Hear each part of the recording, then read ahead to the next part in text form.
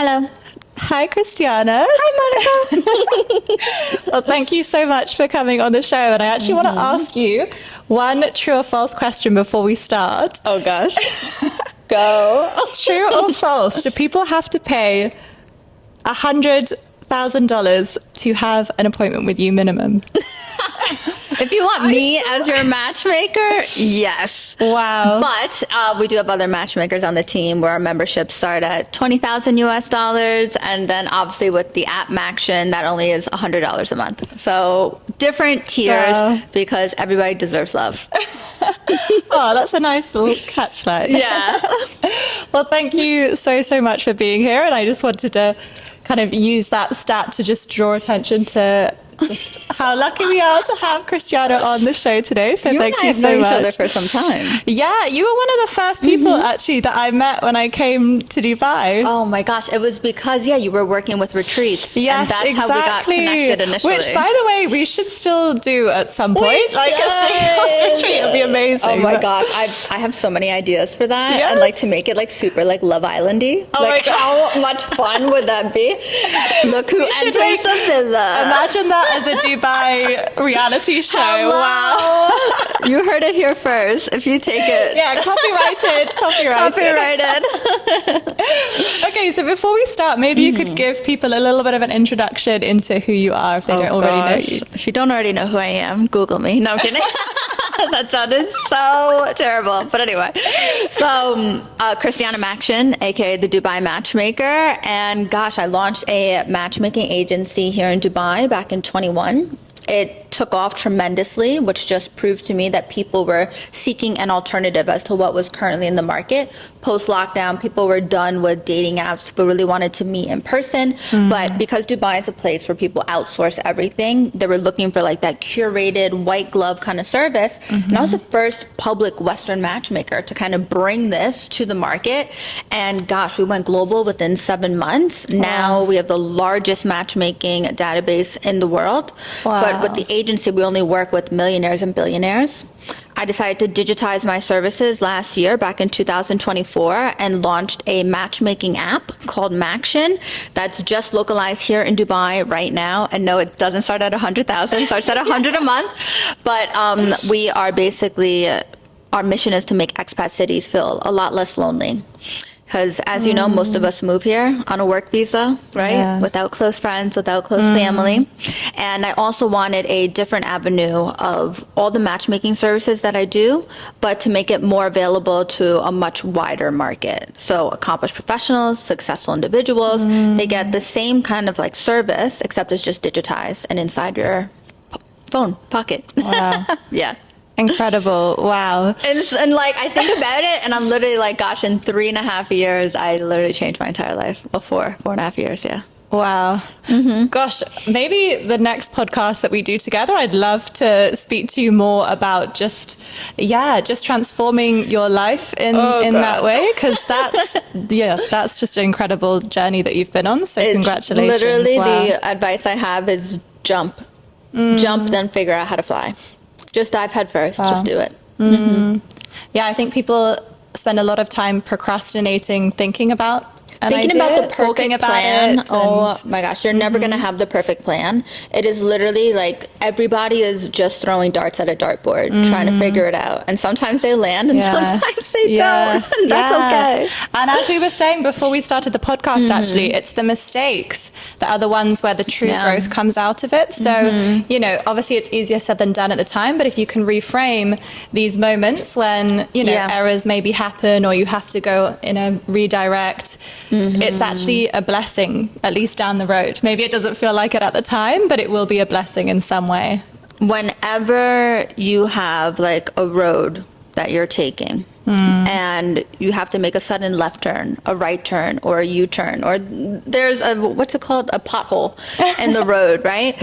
What ends up happening is in the moment, what I always try to do is reflect and say, how is this going to make me better, make my business better? And you're talking about failures. I really look at them as lessons learned. Yes. And I even think about this when it comes to dating and romance. It's like a lot of people have this negative, I guess, stigma of being single or being in and out of relationships, where I think if you're a person that really knows what you want and you make decisions quickly when you're in a relationship and when to get out of a relationship, that shouldn't be looked down upon.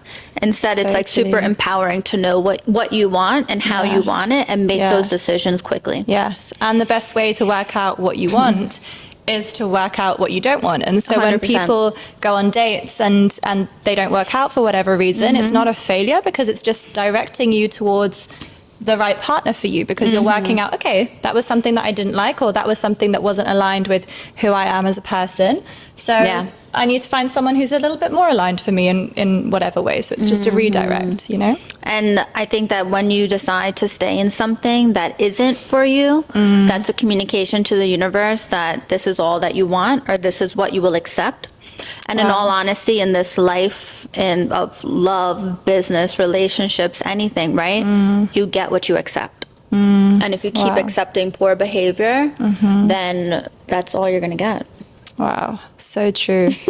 So true. Yeah. Did you think we were going to get that deep so quickly? But I love it. But I would actually love to ask you about some of the unique insights that you have in terms of dating within the high net worth individual space, because obviously, you know, not everyone has access to people's intimate dating lives like you do of these sorts of people. So, you know, you've spoken about creating this app to help people with certain pain points in dating. So what specific pain points do you see with these, you know, millionaires, billionaires who are helping to matchmake? A lot of the clients that come to us, they're not ugly. They're obviously successful, but what they are, a lot of them are very high profile and very Googleable. So they feel like they keep meeting the wrong partner who might just be after them for status or money. Where our job as their matchmaker is to really do the interviewing, the vetting of each of these candidates, and we kind of conceal the identity of who they are. So then they're meeting somebody on like a genuine level. That's really why a lot of our clients come to us. They also come to us because they're extremely time poor. And they have that mindset usually where like they want something done and they want it done yesterday. Yeah. So we expedite that process for them. And the thing is, a lot of people don't really know what to be looking for, or you know, how to do this process themselves, because we're not taught that kind of thing in school, and we don't always, you know, necessarily have the best role models growing up or things like that. And so we might not know when we're just going straight towards red flags as opposed to the people that might actually be better for us. Yeah, it's interesting because when our clients come to us and they say exactly what they're looking for, and we obviously can deliver whatever they're looking for, but then we also align that with the goals that they have. And then we talk them through the relationships that they're going through in order to find them success. Because you might think that you need XYZ in order to achieve ABC, when in actuality it might be something different. Totally. So how do you decipher compatibility for your clients? Well, it's up to them to figure that out. In all honesty, we are very much like a very big executive search firm, right? We find the people that you're interested in, we interview them, we vet them, make sure that you are aligned in your goals, your values, but we can't go on the date for you. We will. Unfortunately. I mean, we will try our best to walk you through the relationship, walk you through the dating process. Some of our clients want us to be extremely hands-off, and some of them want us to be hands-on. So it just depends on what they're looking for. And if there's anyone that's listening to this at home who would love to date a high net worth individual, do you have any traits that, you know, that they specifically like to go for, and also traits that they specifically don't like to go for? So each client is very specific in their search. What I find, though, is that a lot of the clients that we have aren't looking for people who necessarily have the same exact status that they have, but they do want to be proud of them. They want to be proud of them for the values that they possess, the character traits that they have, the successes or accomplishments that they have, not necessarily education or career, but maybe other things, right? What kind of contribution are you giving to this planet? I think that that's super important to think about, but that you should be thinking about as a human anyway, right? How are you So true. contributing positively to your community, to your friends, to this planet? And then that gives you purpose, right? Because Beautiful. what I find a lot is our clients are looking for somebody who has purpose and passion. And that looks totally different to so many different people. Like, it's not something, if you do horse riding, you're gonna Yes. you're gonna date a Yeah. millionaire. That's not how it works, but it's more about having purpose and passion. Wow. I love hearing you say that, actually, because I think one of the things that I see happening is people think that they should put certain, maybe slightly more superficial traits forward to be able to attract somebody. But Yeah. the thing is, in my eyes, is those type of qualities they're replaceable. Whereas qualities like purpose and passion, those are much more irreplaceable, because not only do they make you more unique, but they deepen over time. Someone's attraction to you can deepen over time based on, you pursuing your purpose. That is just going to deepen over time. When you're 80 and you've left this incredible legacy, that is so attractive. That's not something that's just going to be fleeting, or that someone can just easily replace. Oh, 100%. And I mean, I can tell you what our clients say no to a lot physically. Yeah, Do you please want to tell know? us. Yeah. The number one reason why our clients don't go on a date with you is lip filler. If you have too much lip filler, that's the number one reason. And number two reason is tattoos. A lot of our clients, I have tattoos everywhere, so for me it's fine. But those are our top two Interesting. reasons. Oh, smoking. Smoking is another top reason, and that includes vaping. Interesting. Because they see that, I mean, from talks that I have with our clients, it's a sign of dependency. Yes. If you can't break that, then how strong-willed are you? Interesting. Wow. Yeah, not just that, but I definitely remember, back in the day, if I'd kiss someone who'd been smoking, it's Gross. It's gross. Grossy. So stop smoking, kids. Yeah, even the vape. Why are you smoking on Yeah. a cherry flavored USB stick? All You're these gross. masculine men just Are they making this cherry masculine, though? pop. Yeah. Are they? Have you seen that reel? What is it? Reels that go around where people have tampons in the club and they're pretending it's a vape. They're and they go, So manly. love it. I love it. I need to find that, actually. I'll send it to you. So going back to, talking about purpose and passion, I'd love to ask you, this term high value, let's start with man. High value man is thrown about quite a lot, and So much and it's, for me, it's a very subjective term 100%. anyway. So, but from your perspective, okay, and not just talking about the term, because I know it might not be the best term in the world, but from your perspective, how would you describe someone who is, let's start with high value. Well, actually, let's do both. But if Yeah. you think there is a differentiation between high value man and high value woman, then also Definitely. maybe you could share that. Yeah, so for me, I don't like the term high value man or high value woman. I think that it's a very buzz term, and what the hell agreed. does that even mean? Because everybody has different standards and expectations when they're Yes. looking for their partner. Instead, I would like to think about traits that are attractive to the opposite gender. So a man who is disciplined, a man who is determined, has drive. I think that these are all very sexy traits that a man can possess, because, I mean, traditionally men are meant to be providers and protectors, and those just lean so perfectly into those positions. Yes. And then for a woman, what I hear my clients speak a lot about is somebody who's kind. Kind, nurturing, who's a caretaker, not necessarily because they want to be taken care of, but because those are probably the qualities that they saw in their mother. Yes. I'm just gonna get really Freud, but those are things that they seek in a partner. And you mentioned about provider, and I saw you doing an amazing reel about what it truly means to be a provider. So maybe you could share that Yes. with the audience. So I think that nowadays a lot of people get confused with a man who provides, or they make it synonymous with a man who buys them gifts, trips, or bags. That is so easy to do and so cheap, and you don't know how many other women he's buying that for, especially if he's a man who has money. Now, in terms of being a provider, and a good provider for a woman is providing a safe space for her to have her emotions, for her to express herself, for her to communicate, for her to flourish, maybe to have those passions and that drive to succeed in those areas, whether that's a career or education or building a family, right? Making the woman feel quite safe, I think that's the main, when I think about a provider, should be. Yes.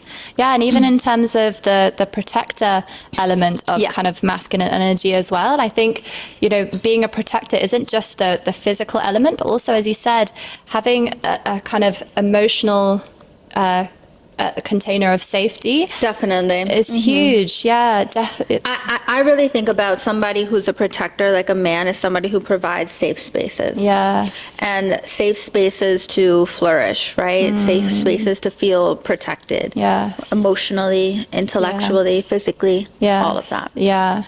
And I guess that involves also the man being relatively grounded himself, so that the woman, you know, if we have an emotional moment or whatever, that their energy can almost like alchemize us a little bit, because you know how like if you go onto Earth, it's like a grounding. Yes. I don't know what the electrons do. I'm not going to go into all of that, but I feel like almost, you know, a safe masculine man, even just energetically, he can Calm help you. to calm you and I ground you. was recently in a relationship, and I kept noticing that I was on edge around this person. They even showed, they were at one of my pitch nights, and I remember I got so nervous speaking in front of them, and like that was a major red flag that turned into a deal breaker for me, because I was like, you know what, I am not calm around this person. Wow, yes. Yeah. And you want that person as well to be, you know, and whether that was your interpretation of it, so I'm not saying that this is necessarily his behavior did this, but you want My that reaction person. to it. Yeah, Yeah, for sure. So it doesn't even necessarily mean that he has to have done anything specific, but that, you know, just even energetically, it can be that it wasn't, you know, aligned in terms of, because you want that person to be your greatest supporter, and you want to feel That's that. That's So, it. yeah. And that's what we're talking about, providing, right? And protecting, is being that support system for somebody. Yes. When you think about the partner that you're going to choose, right? I always say this to my clients. I say, the most important investment in your entire life is in your partner, because they either elevate you or they depress you. And when I think about that and that level of support that you want to seek in this person as your teammate, the first person that you call when you have a win, the first person you call when you have a stumble, when you have a loss, right? They're your person. So that's important to really think about that and how they really make you feel. Wow, so true. It's interesting to think about, because when you're with somebody and you're constantly second guessing yourself, you're constantly tiptoeing around them or feeling like you can't be your complete whole self, thinking about, what do I say? Is he going to think this? Is she going to think that? That is not the right partner for you. Exactly, yeah. Okay, so also, what would you say people's greatest errors are in terms of the dating arena?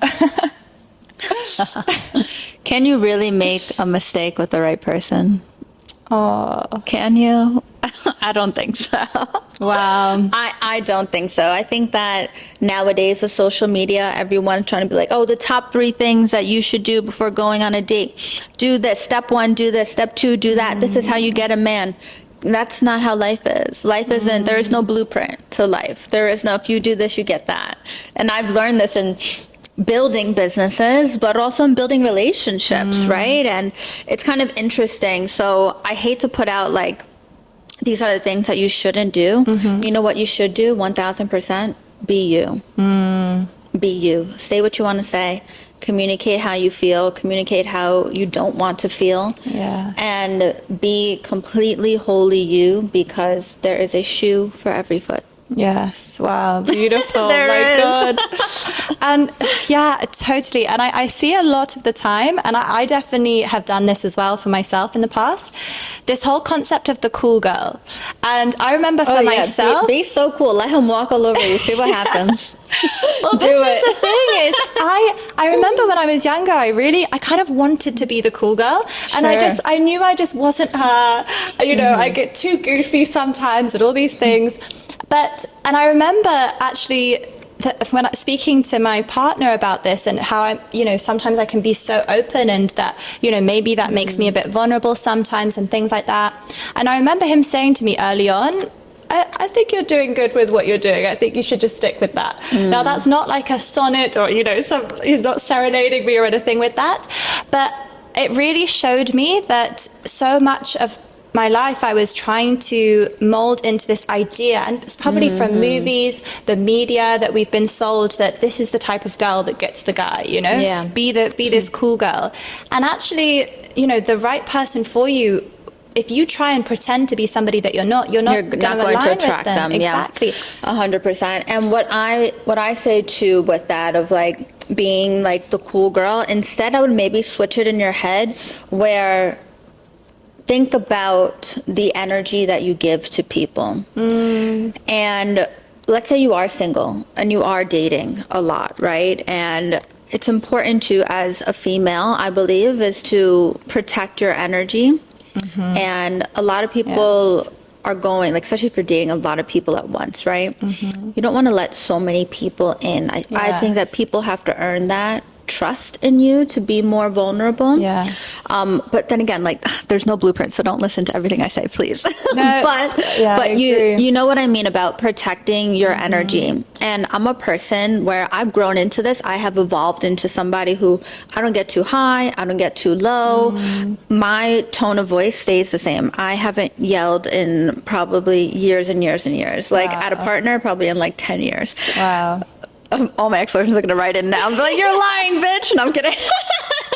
No, I really, like, I don't raise my voice. I don't get like out of face or anything. Wow. And I think like when we talk about protecting your energy or being like the cool girl, I've kind of morphed my idea of what the cool girl is into just like being more in control of your emotions and reactions because it protects you as a person. That's the ideal cool girl.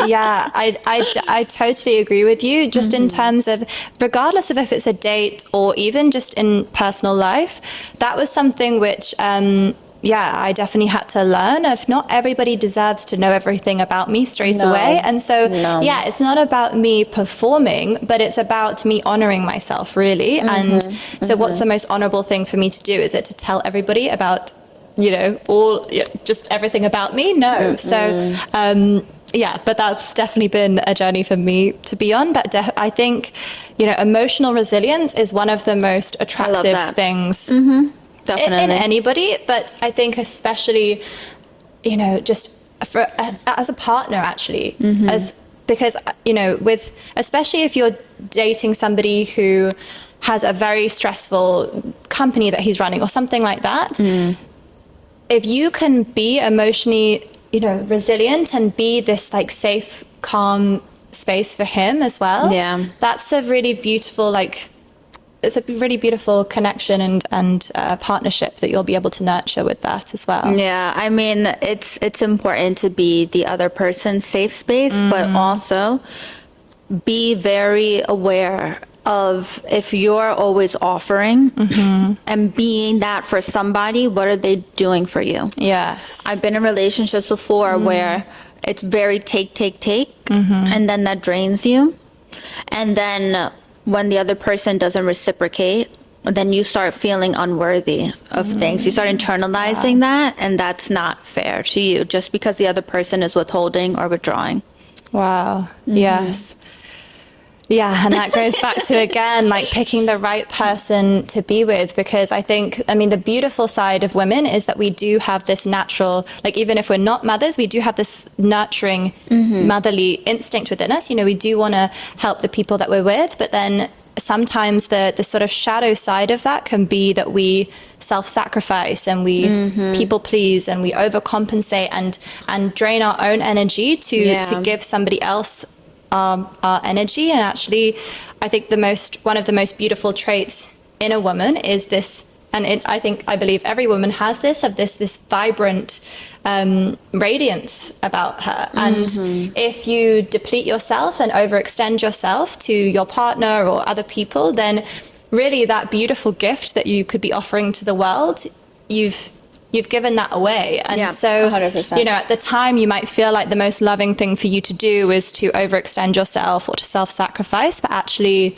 truly the most loving thing to do is for you to remain your radiant self, and that's really the most beautiful gift to the world. What I see a lot too, and like in personal experiences, I've been with partners before who have dimmed my shine, but it's also being so self-aware of that, and then being able to make a decision to get out of a situation like that. Yes, yeah. And I don't think a lot of women, or sometimes what we end up doing is thinking, I'll stay because there's nothing else out there for me, or maybe this person has like whittled down your confidence so much that you don't think that you're worthy of anything else, or maybe they've made you feel like nobody will want you.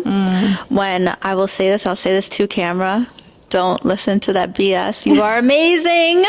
And any right turn, left turn, U-turn that the world gives you, you will always make it down the road into the destination that you need to go. Yes. So even though it might be difficult to say no to a relationship or to end a relationship, when you end a relationship that's not for you, you're saying yes to more things in your life and allowing the right relationship to come. Wow. So say no 100,000 times. Yes, Who cares? Yes. And cares? those are just redirections as well. As you said, you're 100%. making space for something that's better for you. You get what you accept. And if you keep accepting poor behavior, if you keep accepting name calling, if you keep accepting somebody else making you feel small, then you'll stay there. You'll stay that way. You'll stay stuck. Yes, yeah. And actually talking about dimming shine, and this is maybe a bit more of a personal question, but, you know, obviously you have created this incredible app. You're also a millionaire matchmaker. You have all these amazing things going for you in terms of that's just within your career as well. Do you find that, you know, men occasionally get intimidated by that at all, or, you know, because I love it. Please. I hope that all of my accomplishments and successes intimidate you, because guess what? You're not the right partner for me. And I actually see it as an amazing shield, because I am so Googleable that if you were even thinking about going out with me and you saw me on Google on covers of magazines and you're like, you know what, this isn't the right girl for me, good. Yeah. Please don't even shoot your shot. Like, I want somebody who is so proud of me, who admires me for not just the things that I built, obviously for things that I am and things that I can give to the world. But yeah, I actually love it. I think it's a great shield. Beautiful. Yes. And that's the thing as well, when people are trying to perform as somebody else or be somebody else on the dates, really they're not allowing this filtration process to work, right? Oh, 100%. Yeah. Which is like, be you, be quirky. Yeah, be exactly. like silly. Like, yeah. It's, like, guard yourself a bit, but don't change who you are. Yeah. And when I say guard yourself, it just means emotionally. You don't need to let the other person know so much about you. Yes. Because I always say too, like, on a first date, and I hate like these like terminologies about like winning on a first date, but it is true. The one that holds the most knowledge at the end of the first date about the other person, quote unquote, wins. It means you were listening. Yes. You were listening. You weren't talking too much. You were asking questions. Like, that's important. Yes.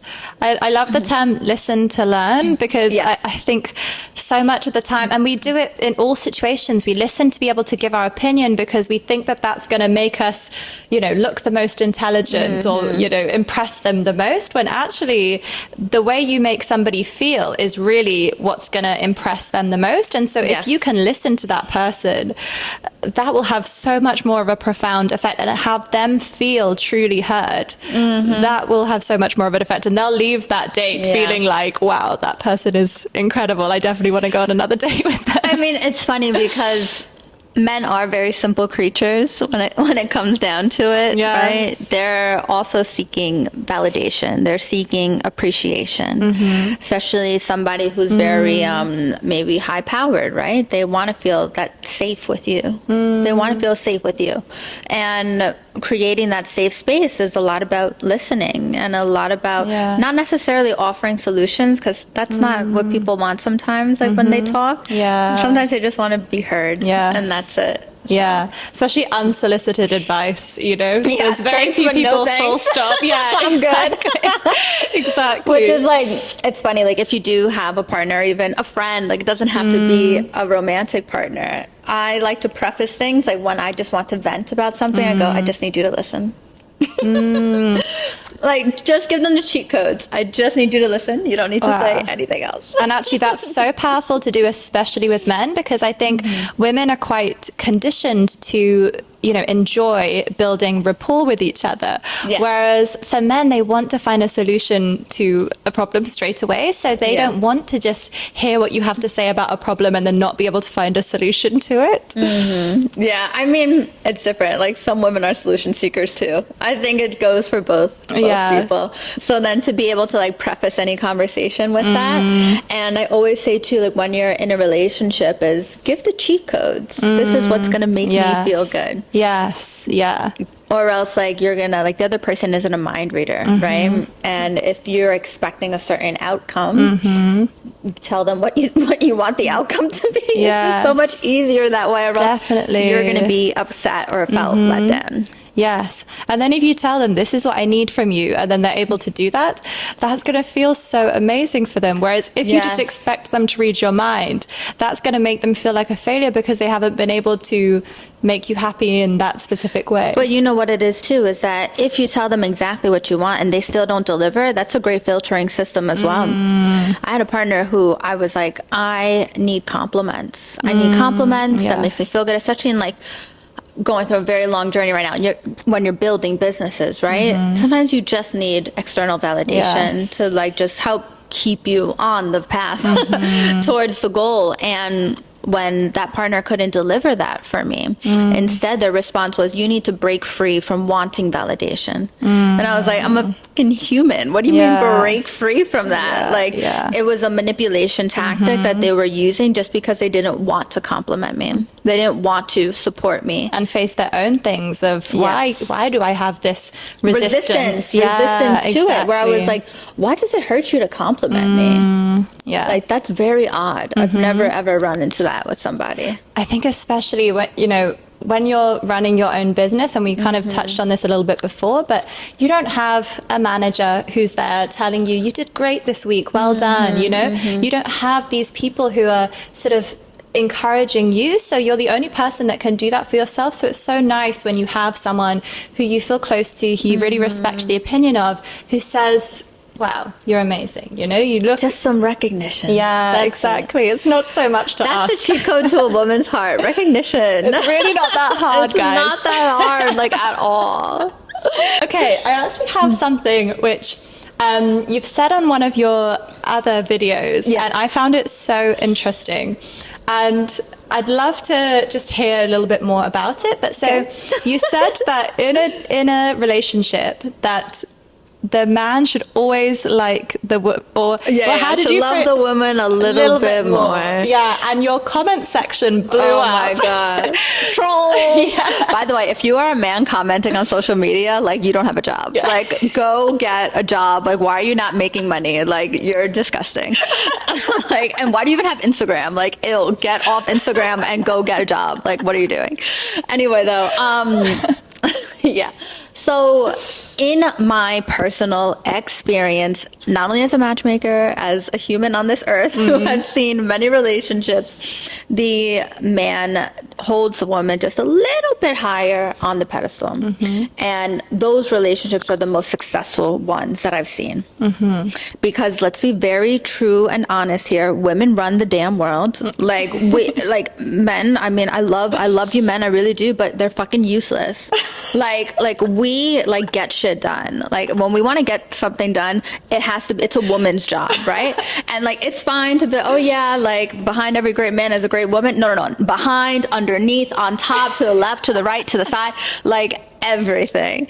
So when I say that when a woman feels, right, like she's on a pedestal from her man, whether that's support, that's love, that's emotional safety, all of that, that relationship that I've seen just runs very well. The cogs run smoothly. You go faster in that relationship and faster in life. And so by saying that she's on a pedestal, what do you mean by that in terms of his behavior, how he She's just a little higher than him in the hierarchy. Okay. So like when I said like that the man needs to love the woman a little bit more, I'm not saying loads and like he's worshiping the ground that she walks on, but yeah, the most successful relationships I've seen is that the man holds the woman in high regard. He always says, I mean, I don't like this term, but like he says, like, this is my better half. I would be nothing without her. She does so much for me, for our family, for everything. So when the man thinks he's better than you, girl, run, run fast, run hard, jump, swim, get far away. Actually, talking about that, I would love to ask, what are the biggest red flags that you see with, females? I will tell you that everything. They're not seeing enough. Oh my God. Okay. So I had a client say this. So he said it to somebody else that told me, it was like this whole big pool, right, of conversation. And he said, never date a man who is moody, stubborn, and would be bad to break up with. So think somebody's like vengeful. Wow, interesting. Then how do you decipher if someone's going to be moody? Okay, so moody, I guess, is you the main. can tell, right? That you never get like consistency from them. Stubborn is quite easy to tell, right? Like I was with somebody who, whenever I asked them to do something directly, they wouldn't do it. But if I asked them indirectly, they would do it. And like, that's an ego thing. There's something wrong with you then. And then bad to break up with, you can just tell like through like their relationships and like their interactions with people about if they're going to be a difficult person to break up with.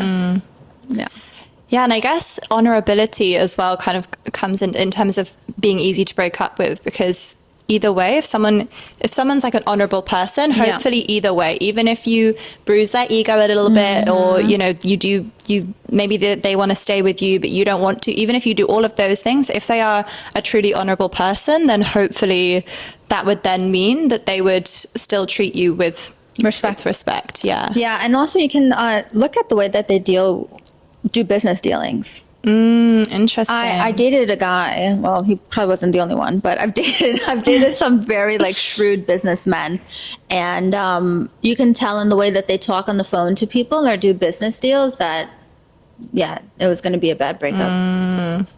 Always trying to get the better angle. Yeah. Wow, that's interesting that you say that, because it just brings back a memory of a guy that I also dated, and I remember hearing him doing business calls, and honestly it was the biggest ick of my life. Yeah, you're like, ew. Because I mean the term ick makes it sound very surface level. It did show a level of his character, because even if he was performing in those moments to impress the guy and sound this certain way, for me it was so unattractive, because I was like, even if that's how you feel you need to impress somebody, that's so unattractive to me, so it didn't feel aligned with me, at least. So that's interesting. Can I say something else that a lot of women do? Stop falling in love with the potential of a person. Yes. Because you're never going to change somebody. You can grow with somebody and you can evolve 1000%, but falling in love with the potential of somebody, you're always going to be let down. And this is also like a great lesson too, because take them at face value for who they are right now in this moment. Are you going to love them wholly in this moment? Because if you cannot say yes, don't. Yes. Don't. Yeah, and that doesn't mean that they have to be this perfect human. No, not at all. Yeah, but loving them through their flaws as well. Exactly. I was going to say something funny, but then it would reveal who I'm talking about. So never mind. You'll have to tell me after we finish recording this. Camera. Okay, so I have a question about, and this probably isn't relevant for every part of the world, but especially as you work with high net worth individuals, and, with things like sugar daddying, escorting, and things like that, I hear women complaining. It, girls. No, I'm kidding. Get that money, girl. Get your bag. But I see a lot of women complaining about how that has then affected the dating scene. Oh, 100%. Yeah. Yeah. So from your experience of, working with high net worth individuals as well, Yeah. how have you seen that kind of affecting the dating scene? Very, very interesting, actually. I had a friend once, right? So he's in Dubai. And he's like, I'm not looking for anything serious. He's like, because, all of these women that I've dated here, he said, I've noticed a pattern with them. They want to get the most out of me in the littlest amount of time. And by the most, he was talking about like monetary, like gifts, trips, whatever, dinners, things like that. So that has put in a lot of mistrust in dating and a lot of mistrust in like the opposite gender. And this is why our clients come to us, right? To help them sort out and sift through who the people are looking for real connection. Yes. Because listen, men who are wealthy, they don't want to not provide. That's like in their nature. Yeah. They love it. They love to provide, right? But they also, nobody wants to be taken advantage of. Yes. So what they're seeking is somebody who has the same values and goals and is aligned, right, with them. Now, all of this, like, and I'm sure you've seen online with like, what do they call it? Findoms. Have you ever heard of this? No. Oh my God, I'm obsessed. I'm going to start my own account. I'm kidding. Because we're raising funds for the app, okay? I'm not going to do anything else with it.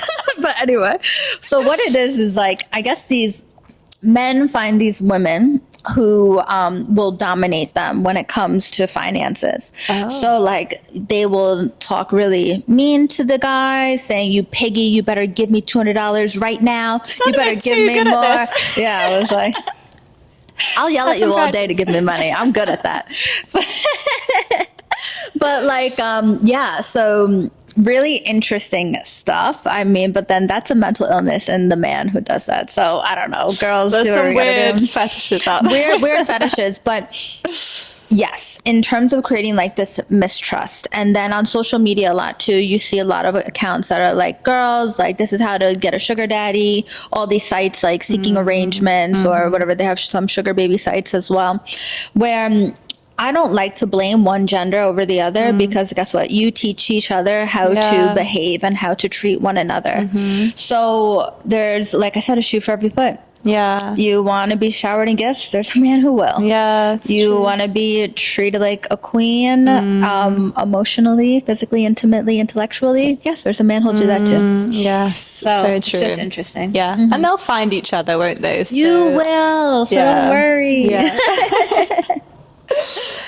Also, you have you've said that you think dating in Dubai is the best place to date. So why? What's your reasons for that? So the most driven, ambitious, intelligent, interesting people I've ever met have been living in this city. So I have met incredible people. I've had incredible relationships here. I've been living here for the past 8.5 years, and if you think it's going to be difficult to date somewhere, anywhere, it will be. Yes. It's all about changing your environment, right? If you keep getting the same result that you don't want anymore, change your environment, switch up your methods, right? And I always say that a great place to meet good people, whether that's friendship, business, or romantic, go to industry events. Literally, you can go on like any event site like in Dubai and just look up, hey, tech, law, finance, just depends on what you're interested in. Because then when you're going to these events, not only are you either like increasing your knowledge or getting better at a skill or expanding your knowledge on something, right? You will then, especially if this is something you're truly interested in, you'll have some kind of foundation of compatibility with somebody there that you can form a friendship, a business relationship, and or a romantic relationship. So that's my number one advice. Yeah, great idea. And I think also when people first move to a new place, especially somewhere like Dubai, they can feel a bit lonely, and then they'll go on nights out to meet people. And so even in terms of friendships, if you go towards things like alcohol, I mean, I guess it depends who you want to meet, but if you do want to meet people who align with you in terms of business or in terms of your fitness goals or things like that, use those sorts of environments to your advantage and meet those sorts of people. When I hear people, you know, wanting to meet people on a drunken night out, then you need to be aware that the type of caliber of people that you're going to be meeting is going to be 100%. matching that, or even the type of caliber of the connection that you're going to form, whether that's a friendship, whether that's a dating scenario, whatever it might be. It's not going to be a solid foundation. Well, it's going to be super surface level. And I'm not saying that it can't evolve into something, but like, I just think about from personal experience, right? Or experience of like my friends, like it's hard to develop that deeper connection. Yes. Beyond that. And yes, we're drinking out of wine glasses, but there's water in them. Oh, yeah. There's water in the wine glass, we promise you. Right. So, I mean, that's all of my questions. But if you want to, is there anything else that you would like to share before? Oh gosh. Well, something that I haven't spoken yet about on a podcast or in a conversation. So I recently just broke up with somebody and I was like really thinking about it. And it's funny, like when you are a practitioner of love or something like this, right? And you need to also remember that you can't just talk the talk, you have to walk the walk. So to make that decision to leave somebody or leave a situation, like I mentioned earlier, is going to open up better doors of opportunity for you. But what I wanted to say is that love doesn't run out. And love doesn't run out at different ages, different stages or phases in your life. So it's important to make the decisions and get out of a situation where you don't feel your brightest, instead of sticking in a situation just because of the fear of maybe you won't find somebody else. So love doesn't run out. Wow. Yeah. I think that's actually such a beautiful way to end the podcast and so empowering. And I also just want to just thank you for being so open and honest on this podcast. And yeah, thank you. But before we end, I do want to ask you 3 quick fire questions, which I know I haven't sent them over to you before the podcast. I didn't even read the questions. They are when you sent completely them, so. spontaneous. Good. But I'm going to be asking all my podcast guests this. So number 1 is, what is the meaning of love to you? Oh, safety, support, smiles. Oh, I love so alliteration. beautiful. Can you tell? And you just came up with that on the spot Literally. just now. I'm very impressed. That's important. Okay, number 2 is, what is something you wish you knew earlier about love? Oh. Oh gosh. Sometimes love isn't enough. Ooh, I feel I want to cry. You can completely, wholly love somebody, but if you are not aligned or that person isn't making you feel the way that you know that you deserve, you have to leave. You have to leave. Yeah. Are you gonna cry too? Yeah. I was like, I'm crying. Yeah, I think probably people at home are going to be crying to that as well, because everybody can relate to that. I mean, how many times have you been in a situation like, there's this one song, oh my gosh, it's by Trans Violet, but I can't remember. I think it's called Still Run. And she says, the hardest thing I ever did was still run. And she's talking about loving somebody, but still leaving them. Yeah, it is. Yeah. Oof. Okay, let's What's save the the third question. Okay, the last question is there anyone, any people, any place or anything you'd like to send love to on this podcast right now? My mommy and my daddy. So, like I said, I literally broke up with somebody like 4 days ago, and I called my parents and I was like, Dad, come back to Dubai. I just want to hug. Yeah, you're that's my super love. close to your parents, aren't you? It's so beautiful. Duper. Yeah. Oh. Now we're gonna cry. This podcast and just cry for half an hour. Yeah, it's okay. Oh. Anyway, thank you so much for. Oh gosh, I don't No, they're happy tears. I'm thinking about my parents and how much I love them. And, you know, my parents have been together for over 4 decades. Wow. So to see their love, and they've been together since they were high school sweethearts, it's like that is the model that I have, and I don't ever want to settle for anything less than that. So that's where the tears are coming from. Oh, beautiful. Yeah. Oh, thank you so much for coming on. Of course. And thank you for having me.